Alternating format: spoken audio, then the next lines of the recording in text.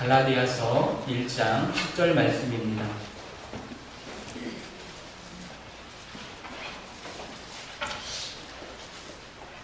갈라디아서 1장 10절 말씀입니다. 다 함께 한 목소리로 합독하도록 하겠습니다. 이제 내가 사람들에게 좋게 하랴, 하나님께 좋게 하랴, 사람들에게 기쁨을 구하랴. 내가 지금까지 사람들의 기쁨을 구하였다면 그리스도의 종이 아니니라. 아멘.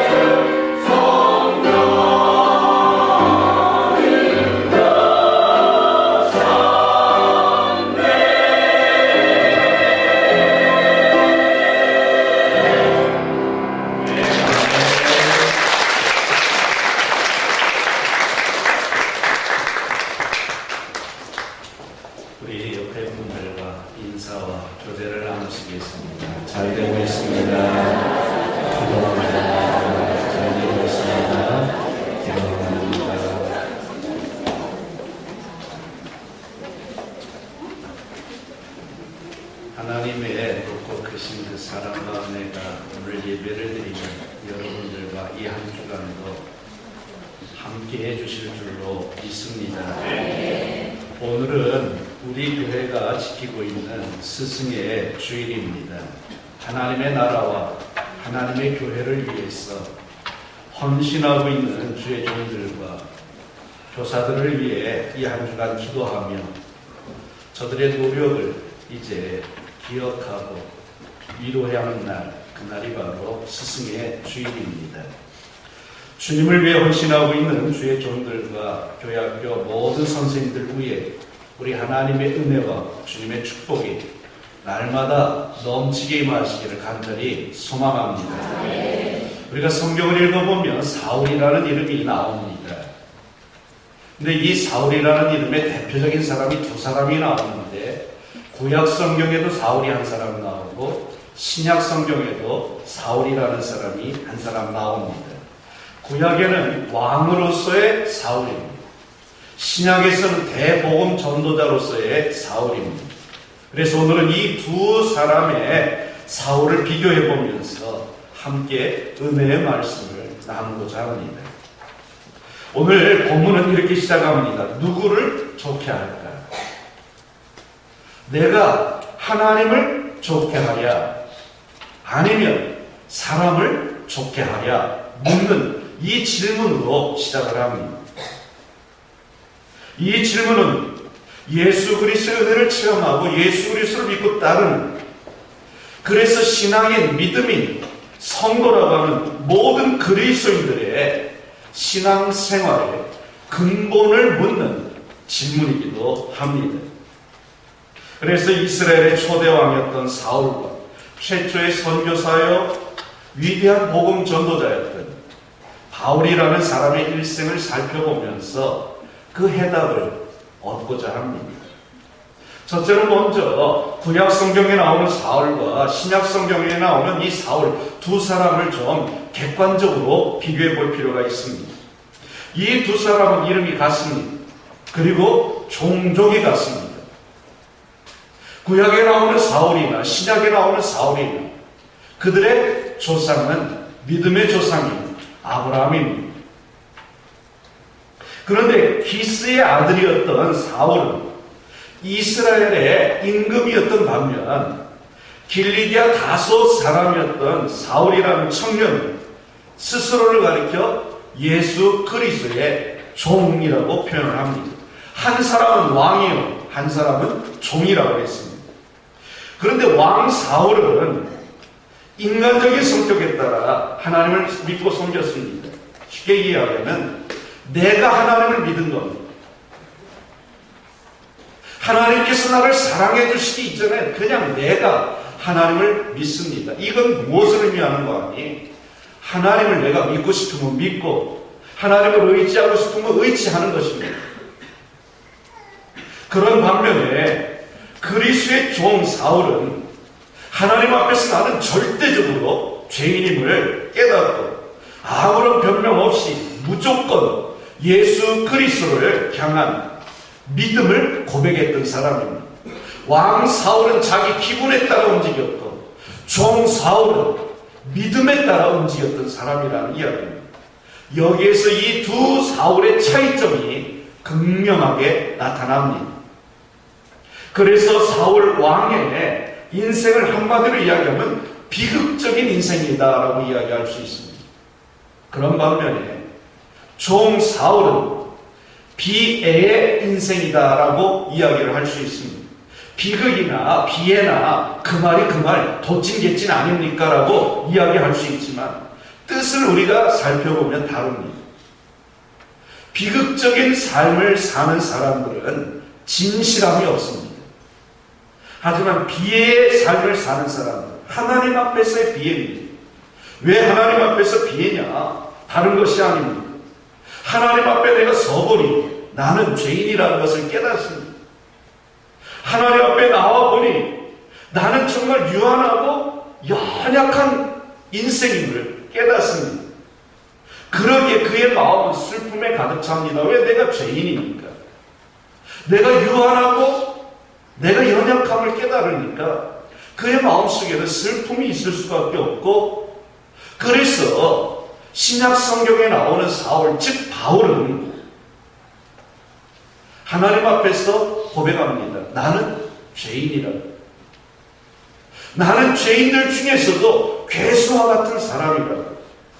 자기의 비애를 토해냈습니다. 이와는 달리 유한한 인간이 하나님 앞에서 인간적인 변명과 인간적인 표준을 자꾸만 고집하면 이것은요, 인생 최대의 거짓말이 됩니다. 그래서 이런 사람의 인생은 비극으로 끝나게 되어 있습니다. 또한 이런 사람은 성격이 분열되어서 일생이 파멸되지 않을 수가 없습니다. 사울 왕의 잘못된 판단으로 말미암아 이스라엘이 얼마나 어려움을 겪었습니까? 하나님을 상징하는 법궤도 빼앗기고 블레셋과의 전쟁에서 패해서 백성들이 고통과 고난을 겪을 수밖에 없었고, 사울왕 본인 자신을 스스로 생명을 끊는 그러한 비극적인 삶을 삽니다. 오늘 우리들도 스스로에게 물어봐야 됩니다. 내 뜻대로 하나님의 뜻을 수정하고 내 생각대로 하나님의 계획을 축소시키고 하나님의 이제 교회 일을 하나님의 뜻대로가 아닌 내 뜻대로 이루기를 원하지는 않았습니까? 만에 하나 내 인생길 가운데 조금이라도 그런 모습이 있었다고 한다면 우리들 또한 이스라엘의 초대 임금이었던 사울과 같이 하나님으로부터 멀리 떨어지게 되고 하나님으로부터 버림을 받을 수밖에 없습니다. 한 예를 들어드리면 이렇습니다. 예수님께서 제자들과 함께 예루살렘의 마지막 유월절 절기를 지키러 올라가셨습니다. 올라가시는 과정 속에서 주님이 제자들에게 이렇게 말씀하십니다. 내가 이제 예루살렘으로 올라갈 것이다. 예루살렘에 올라가면 장로들과 대제사장들과 서기관들에게 내가 붙잡혀서 수없이 많은 고난을 겪고 죽임을 당할 것이다. 하지만 나는 제3일에 다시 살아날 것이다 라고 말씀을 하셨습니다. 그때 그 이야기를 듣고 베드로가 예수님 앞에 엎드려 간구하고 간청하고 부르짖습니다. 주여, 주님, 그렇게 하지 마십시오. 이 일이 결단코 주님께 일어나지 않도록 내가 만들겠습니다. 그러자 주님은 그런 베드로를 향하여 정말 베드로야, 내가 나를 사랑하는구나, 내게는 너밖에 없구나, 이랬으면 얼마나 좋겠습니까? 베드로를 향하여 주님 이렇게 호통을 치고 야단을 치셨습니다. 사탄아, 내 뒤로 물러가라. 너는 나를 넘어지게 하는 자로다. 내가 하나님의 일을 생각하지 아니하고 도리어 사람의 일을 생각하는도다 그랬습니다. 베드로는 예수님을 위해서 말을 했다고 본인은 판단했습니다. 하지만 예수님께서는 베드로, 너야말로 하나님의 일을 생각하지 않는다. 하나님의 생각을 너는 묻지 않았다. 인간의 생각을 너는 주장하고 있다라는 이야기입니다. 여러분, 혹 나의 인간적인 잘못된 판단과 열심이요, 성령님의 능력을 소멸시키고 하나님의 사업을 회방하고 있지는 않습니까? 이 시간 우리 모두는요, 내가 지금 행하고 있는 일들이 하나님을 기쁘게 하는지 사람을 즐겁게 하는지 생각해 보아야 됩니다.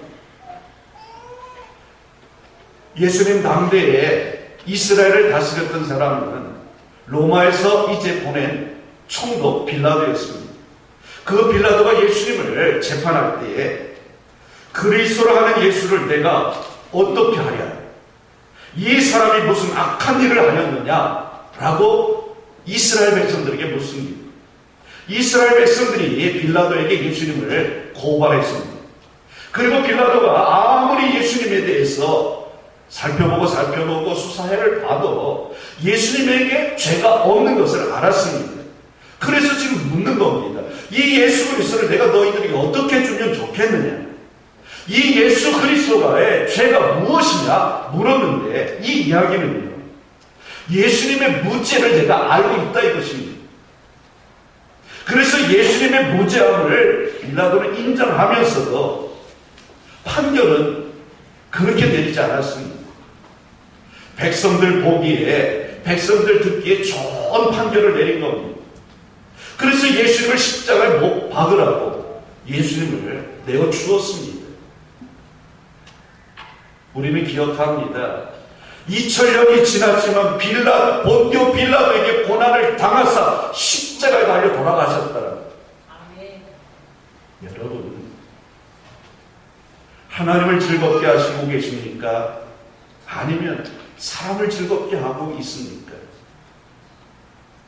여러분은 과연 누구를 좋게 하고 있습니까? 내가 사람들에게 좋게 하랴? 아니면 하나님께 좋게 하랴? 사람들에게 기쁨을 구하느냐? 이것이 사도 바울의 질문입니다. 사도 바울은 이렇게 고백을 합니다. 내가 지금까지 사람의 기쁨을 구하는 것이었다면 나는 그리스도의 예수님의 종이 아니다라고.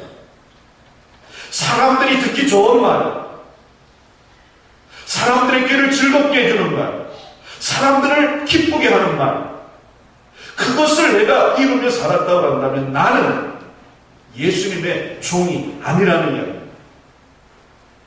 마찬가지입니다. 오늘 이 시대를 살아가고 있는 우리들도 사람을 좋게 하는 말을 하고 사람을 즐겁게 해주는 말을 하면 반대로 하나님을 서운하게 하면서 그렇게 우리가 살아간다면 우리들 또한 그리스도의 종이 아닙니다. 하나님의 아들도 아니요 하나님의 딸도 아니라는 것입니다.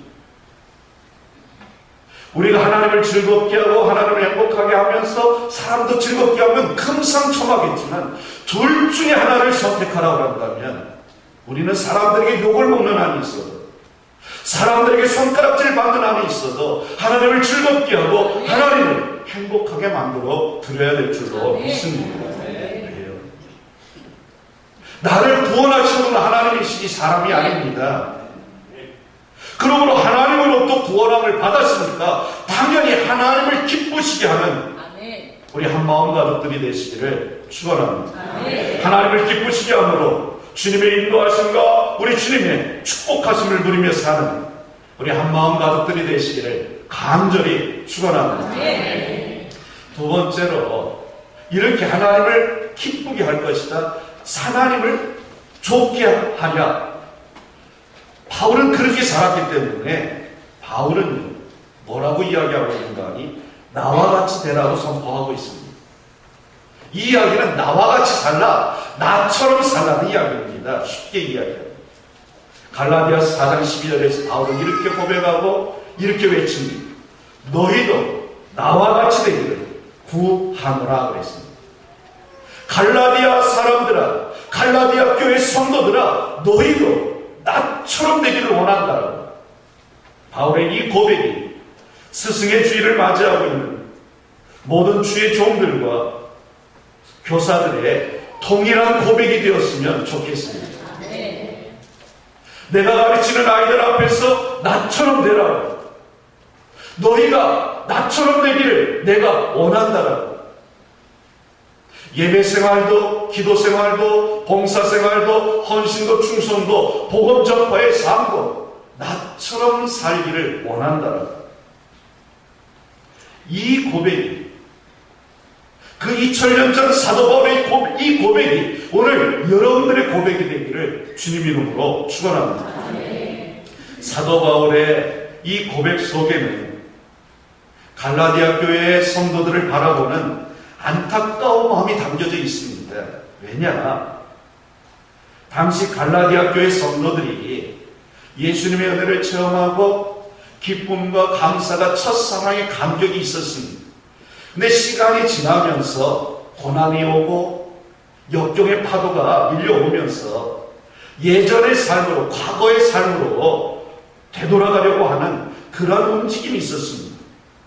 그런 것을 보고 바울이 갈라디아 교회 성도들에게 간곡한 마음을 담아서 호소를 하고 또한 간곡한 마음으로 책망의 말을 하고 있는 것입니다. 사도 바울은 갈라디아 교회 성도들이 그리스도인으로서의 신앙을 굳건하게 지키를 원했습니다. 생활 면에서나 신앙적인 면에서나 영육이 그리스도인답게 서기를 원했던 것입니다. 왜 그랬느냐? 내가 예수님을 만나보니까 예수님이 주시는 그 참된 기쁨, 참된 자유가 나로 하여금 너무너무 행복하게 만들어주기 때문에, 그래서 갈라디아 교회의 성도들도 그렇게 살기를 원했던 것입니다. 여러분들의 마음에도 이 신약 성경에 나오는 사울, 즉 바울의 이 마음이 여러분들의 마음이 되기를 주의 이름으로 축복합니다. 사도 바울은 사도행전 26장 29절에서 아그리빠 왕 앞에서 이렇게 이야기를 하고 있습니다. 오늘 내 말을 듣는 모든 사람들 다 이렇게 결박한 것 외에는 나와 같이 되기를 하나님께 원합니다. 지금 내가 복음을 전하다 누명을 쓰고 옥에 갇혀 있는 이 사실 외에 나머지는 나와 같이 되기를 원한다라고 이야기하고 있습니다. 여러분, 그리스도인이 누구입니까? 그리스도인은 누구를 가리킵니까? 그리스도인들은 누구나 다 예수 그리스도의 십자가 구속의 은혜로 구원의 기쁨을 누리며 사는 사람들입니다. 그러기에 그리스도인된 나는 믿지 않는 불신자들에게 예수님을 믿어 죄에서 자유함을 얻고 구원의 반열에 들어가야 된다는 말을요, 자신 있게 할 수 있어야 됩니다. 예수 믿으세요? 그래야 구원받습니다 라는 이야기. 누구를 만나든 부끄러워하지 않고 얼굴 붉어지지 않고 당당하게 외칠 수 있어야 된다는 이야기입니다. 누가요? 그리스도인이라면. 사도 바울은 갈라디아에 갔을 때 갈라디아 교회 사람들과 거리감이나 그들 앞에서 이제 자신의 먼저 된 것을 내세우지 않고 갈라디아 사람들과 같이 되었습니다. 자신이 스스로 갈라디아 사람들의 입장에 서서 그들과 동일시한 겁니다.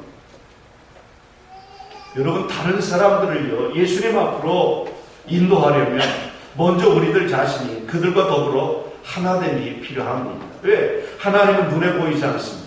예수님 눈에 보이지 않습니다. 하나님의 음성이 직접 들려오지 않습니다. 그러면 믿지 않는 사람들이 어떻게 하나님의 음성을 보고 듣고 어떻게 하나님을 볼 수 있느냐? 먼저 믿은 나를 보고 믿을 수 있는 겁니다. 그래, 인간적으로 서로 신뢰관계가 쌓여야 나를 통해서 하나님을 볼 수 있기 때문에 그렇습니다.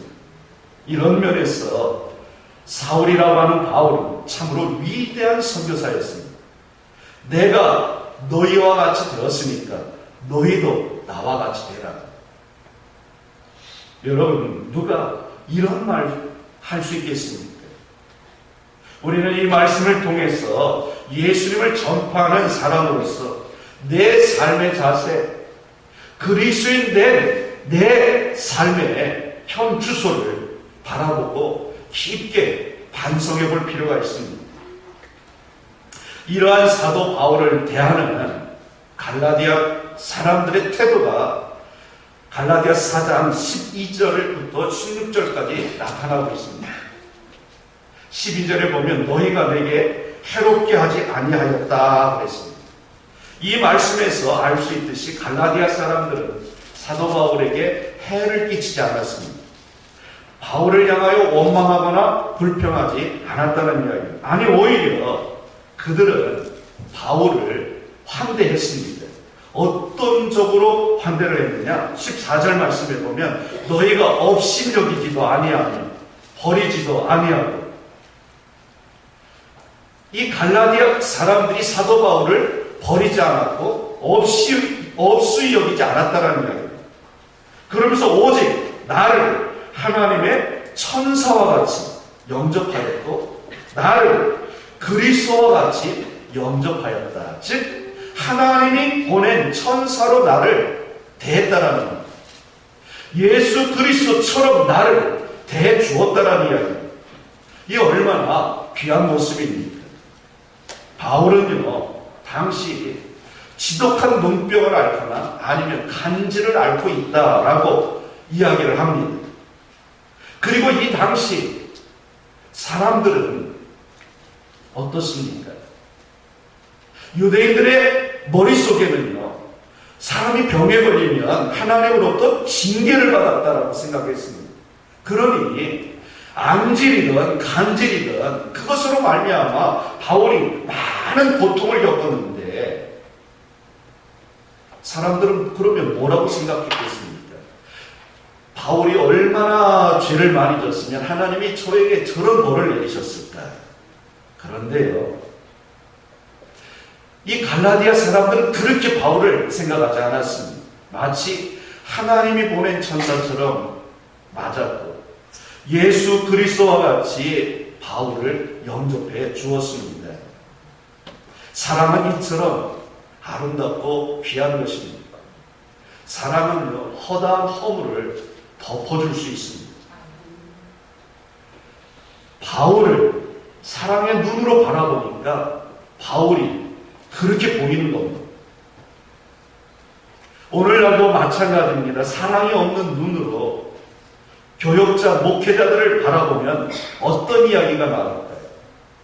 목사님들이 몸이 튼튼하고 건강하면 이렇게 이야기한다고 합니다. 우리 목사는 그저 돼지처럼 먹기는 참 잘 먹고 반대로 몸이 좀 연약하고 허하면 그래서 비쩍 마르면 우리 목사는 얼마나 신경질적이고 성격이 좋지 않은지 저렇게 볼품이 없어 라고 이야기를 한다고 합니다. 그런데 여러분, 사랑의 눈으로 바라보면 이렇게 이야기한다고 합니다. 건강하면 우리 목사님은 은혜가 풍성해서 보기만 해도 은혜가 막 쏟아진다고. 반대로 좀 허약하고 말랐으면 우리 목사님은 우리 양떼를 위해서 애쓰느라고 기도 생활하느라고 책 보느라고 저렇게 연약해졌다. 여러분, 사랑의 눈으로 사람을 바라보시기를 주의 이름으로 축원합니다. 목회자들을 바라볼 때 사랑의 눈으로 바라보시기를 축원합니다. 교회학교 선생님들, 교사들을 바라볼 때도 사랑의 눈으로 바라보시기를 축원합니다. 주님은 우리들에게 이런 말씀을 하셨습니다. 선지자를 대접하는 자에게 선지자의 상을 주시겠다. 그러므로 목회자를 목회자답게 대접하시기를 주의 이름으로 축원합니다. 그런 가정에 목회자의 가정에게 주신 복을 주실 줄로 믿습니다. 가르침의 사명을 받은 우리 교역교 선생님들을 마치 천사와 같이 대하고 대접하시기를 축원합니다. 그런 교회가 성장하고 그런 교회가 부흥할 수밖에 없습니다. 교역자, 목회자들을요, 그저 개인적으로 보면 사람들과 같이, 다른 사람들과 같이 죄인에 지나지 않지만, 그럼에도 불구하고 교역자들은 어떤 사람들이냐? 하나님 나라를 전파하기 위해서 하나님으로부터 파송받은 사람입니다. 그러기에 목회자들을 외모로 보고 외모로 판단하지 말아야 됩니다.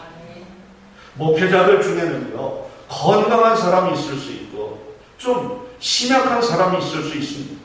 세상적으로 볼 때 뛰어난 사람이 있을 수도 있습니다. 좋은 이제 대학 나오고 많이 공부한 사람이 있을 수 있고, 반대로 역으로 유능하지 못한 그저 평범한 그런 소시민과 같이 그냥 바라보면 시골에서 농사 짓는 그러한 이제 분들도 있습니다.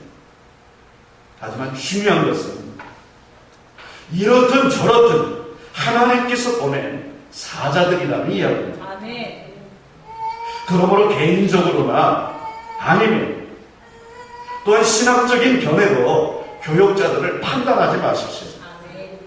오늘날 극히 일부분의 성도들 중에 보면 설교자의 말투나 태도나 행동이나 지식 같은 것을 비판하고 분석하는 사람들이 있습니다. 지난해에 이제 1년 후배 목사님을 만났습니다. 근데 그 목사님이 제게 이런 이야기, 목사님, 요즘은 설교할 맛 안 나요. 왜? 요새는 예배 드리는데요, 두렵고 떨립니다. 왜 그러는데? 그랬더니 우리 집사님 중에 한 분이 국어 선생님이 있는데 설교하고 나면 목사님, 이거는요 주어하고요 동사가 바뀌었고요, 이거는요 이렇게 말하면 안 돼요. 만일 새 가족이 와가지고요 목사님께서 그렇게 설교하시는 것을 들으면 우리 목사님 실력 없다고 이야기해요. 안 돼요. 다음부터는 그렇게 하지 마세요. 걷다 이렇게 얘기했다. 걷다 이거밖에 표현 못하겠어요. 그래서 제가 정답을 가르쳐줬어요. 다시는 그쪽을 쳐다보지도 말라. 그 집사님 앉아있는 자리 쳐다보지 마라. 쳐다보는 순간 선악과로 바뀝니다. 당신을 무너뜨리고 당신을 메시지를 전하지 못하게 만드는 선악과로 바뀔 거다. 그러니 쳐다보지도 말고 가까이 하지도 말고 만지지도 말고 듣지도 말라고. 여러분, 설교는요 문법에 맞춰서 하는 게 아닙니다. 이성적으로 하는 게 아닙니다. 하나님의 말씀은요 믿음대로 이야기하는 것이지 아멘. 이성적으로 전하는 것이 아닙니다. 아멘. 좀 문법이 안 맞으면 어떻습니까? 그런데요 하다 그런데요 끝나면 어떻습니까? 중요한 건 뭐냐? 설교자가 삶 가운데서 하나님의 말씀에 충실하려고 노력하고 애쓰는 그 모습이 중요한 것이지, 말 잘하는 사람 그럴 것 같으면요 세계적인 웅변가 갖다가 세워놓죠. 여러분, 하나님으로부터 파송받은 목회자들은요 하나님이 파송했다라는 사실을 인정해야 됩니다. 아멘. 셀에서 셀 리더들이 어떤 존재들입니까? 하나님의 말씀을 전달하는 사람입니다. 그런데 셀 리더가요 중학교만 나와 있을 수도 있습니다. 그런데 셀원 중에는요 대학 나오고 대학원 나온 사람이 있을 수 있습니다. 그래도 그 시간만큼은 인정하십시오. 왜? 하나님의 말씀을 전하는 대리자로 그 시간 그 사람을 세운 거 아니겠습니까? 갈라디아 사람들은요 바울을 그렇게 인정했습니다. 그래서 하나님이 보낸 천사처럼 대했고 예수 그리스도처럼 바울을 영접했던 것입니다. 사랑하는 성도 여러분, 하나님 마음에 꼭 드는 한마음 교회로 만들어 가시기를 주의 이름으로 축원합니다. 예수님의 마음에 기쁨을 주고 하나님을 좋게 하는, 사람들을 좋게 하는 게 아니라 하나님을 좋게 만드는 여러분들 되시기를 축원합니다. 그래서 성령 하나님과 함께 하나님의 나라를 이 땅 위에 아름답게 세워가는 우리 한마음 성도들이 되시기를 간절히 축원합니다. 기도하겠습니다. 살아계신 하나님 감사합니다. 오늘 이 시간에도 하나님을 사모하는 마음으로 나와 예배드리는 저희들을 향하여 말씀하십니다.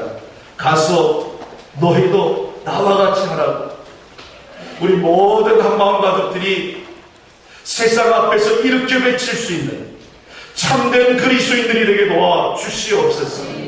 진짜 그리스도인들이 되어서 하나님을 기쁘시게, 하나님을 즐겁게, 하나님을 좋게 만드는 우리 모든 한마음 가족들이 되게 도와주옵소서. 예수님 이름으로 기도합니다. 아멘.